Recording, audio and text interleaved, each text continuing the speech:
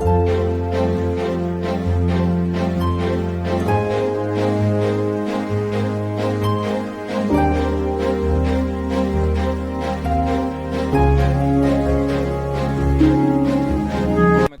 स्थिति के सभी युवाओं की मानसिक स्थिति को सुस्थित करने वाले मुनिवर श्री प्रमाण सागर जी महाराज श्री जी के चरणों में कोटिशः नमोस्तु नमोस्तु नमोस्तु। मुनि द्वय के चरणों में नमोस्तु। क्षामी जी के चरणों में छिल्लक जी के चरणों में क्षामी क्षामी क्षामी। महाराज श्री जी, मैंने इनफर्टिलिटी और मेंटल डिसऑर्डर पर पीएचडी किया हुआ है। तो मेरे साथ बहुत सारे पेशेंट जुड़े हुए हैं जो फिजिकल इलनेस से रिलेटेड होते हैं और जो मेंटल इलनेस से रिलेटेड होते हैं। लेकिन महाराज जी, मैंने फील किया है जो फिजिकल इलनेस वाले पेशेंट होते हैं उनके ऊपर सभी ध्यान देते हैं और उनकी बीमारी को क्योर करने के लिए भी सभी यथासंभव कोशिश करते हैं। लेकिन जो मेंटल इलनेस से परेशान होते हैं पेशेंट, उनके ऊपर कोई विशेष ध्यान नहीं देते हैं।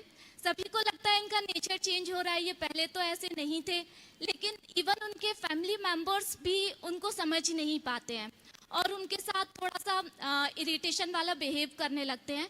तो महाराज जी, वो इस कंडीशन में पहुंच जाते हैं पेशेंट की उनको सुसाइडल थॉट भी आने लगते हैं। तो महाराज जी, मैं चाहूँगी इस मंच से आप मार्गदर्शन दें कि ऐसे पेशेंट के फैमिली मेंबर्स को उनके साथ कैसे बिहेव करना चाहिए और वो पेशेंट अपनी मेंटल कंडीशन को कैसे स्टेबल कर सकते हैं। नमोस्तु महाराज। आपने बहुत ही गंभीर प्रसंग उठाया। इलनेस तो इलनेस है, चाहे वो फिजिकल हो या मेंटल। हमें इलनेस से वेलनेस की ओर बढ़ना चाहिए। और ये बात बिल्कुल सही है कि लोग अपने शारीरिक बीमारियों के प्रति जागरूक रहते हैं, मानसिक बीमारियों के प्रति प्रायः लापरवाह हो जाते हैं। आपने जो पेरेंट्स की बात की, मेरा तो मानना है न केवल पेरेंट्स अपितु पेशेंट खुद भी इस बात को स्वीकारने के लिए बहुत कम तैयार हो पाता है कि वो कहीं मानसिक रूप से किसी व्याधि से ग्रसित है।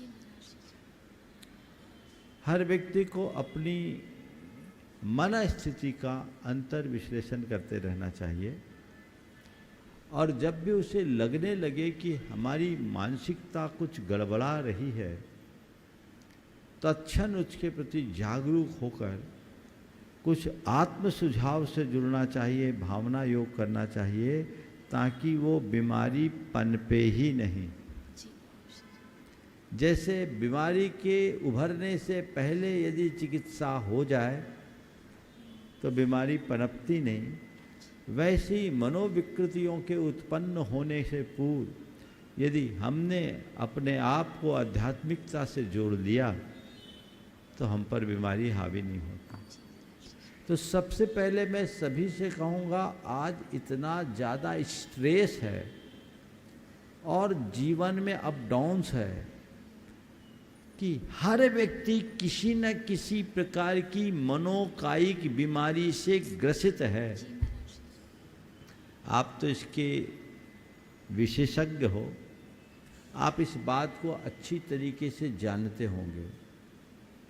हमने एक आंकड़ा सुना था, डीएनए का आंकड़ा, जब सुधीर चौधरी डीएनए का कार्यक्रम देते थे, जब हम उदयपुर में थे, तब उन्होंने एक विश्लेषण दिया था और उसमें भारत में डिप्रेशन के शिकार रोगियों की संख्या 8.5 करोड़ बताई थी। अब 8.5 करोड़ बताइए तो रजिस्टर्ड, इससे हम लोग बहुत छोटे छोटे थे तो उस टाइम हम लोगों ने इतना बंद बांध लिया था कि कभी शिखर जी नहीं आएंगे। कैसे कैसे भगवान, हम लोग इतने छोटे छोटे और ऐसा हुआ। तो उस टाइम से अभी तक हम लोग शिखर जी नहीं जा पाए, बस एक ही बार गए हैं। तो महाराज जी, ऐसा क्या बंध हुआ हम लोगों के साथ कि हम लोग को शिखर जी की बंधना नहीं मिल पा रही है। बहुत कोशिश कर रहे हैं महाराज जी, कभी नहीं जा पा रहे हैं।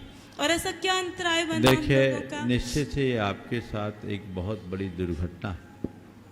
समेत शिखर जैसी तीर्थ क्षेत्र में किसी के साथ इस तरह का हादसा होना निश्चित दुखदाई तो है, लेकिन इन प्रसंगों को भी हमें थोड़ा सकारात्मक रूप में देखना चाहिए। स्वाभाविक है, जब इस तरह की घटनाएं घटती है तो मन क्षुब्ध होता है, और आप लोगों के मुख से यदि कुछ निकला तो वो उसी क्षोभ का परिणाम।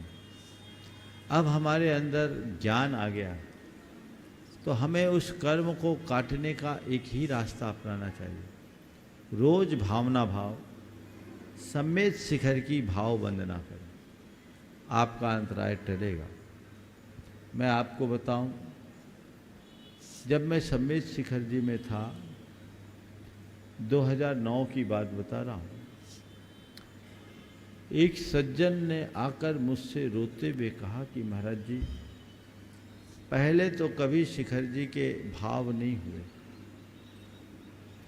पर जब आप आए 2005 से 9 तक 7वीं बार शिखर जी आया हूँ आपके रहने पर महाराज जब जब मैं आया मौसम बिगड़ गया, बारिश तेज हुई, वंदना नहीं हुई, और 2 बार ऐसा हुआ कि डोली वालों की स्ट्राइक हो गई, मेरी वंदना नहीं हो पाती। मैं यहाँ आता हूँ, आपके दर्शन होते और बिना वंदना के लौट आता हूँ, मैं क्या करूँ। मैंने उनसे कहा 2 काम करो। पहला तो अब की बार वापसी की टिकट लेकर मत आओ,